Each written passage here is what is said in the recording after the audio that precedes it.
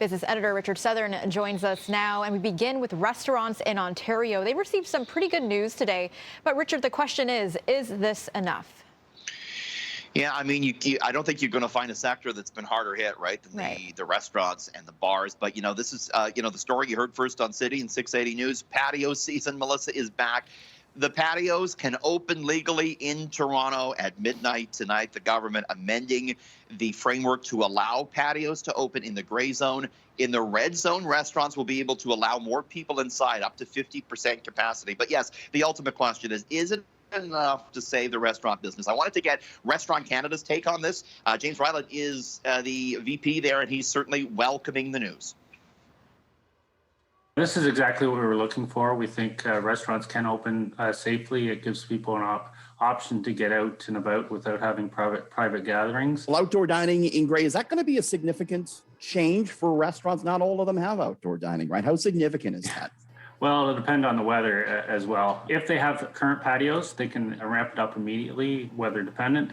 If they have to create patios, obviously there may be some delay. If it's reliant on the Cafe TO program in Toronto, it all depends on where you have it. Curb lanes, I believe, will be delayed. But if you have patios or you have the ability to create a patio on your own property, it's something that can ramp up pretty quickly. So certainly some light at the end of the tunnel there. I said patios can open tonight. I think at 12:01 it's allowed, but I don't think they're allowed to serve alcohol at that point. But anyways, tomorrow we might be able to do a patio at long last, Melissa. For the first day of spring as well. And the new Sunshine List has been released. And anything we should be eyeing on this new 2020 list?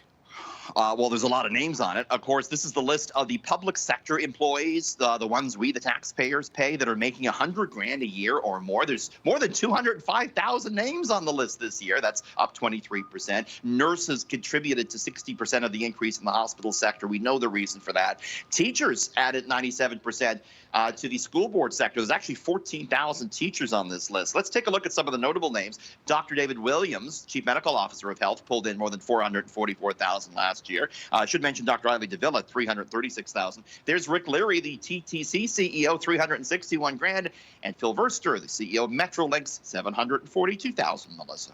Okay, and fast cars are selling fast, and it looks like some exotic sports cars are driving off the lot in record numbers.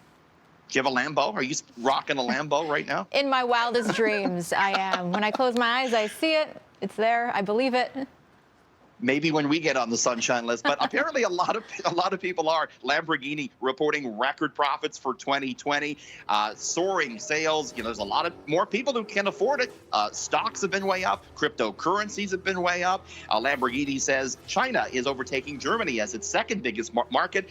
The United States, the biggest market, and they're talking as well about a possible electric Lamborghini that may be announced soon. You and I are back at 6:40, Melissa. We're talking about Premier Ford and his run-in with a coyote today. We have an update on that coming up at 6:40. Thanks, Richard. We'll see you then. Thanks.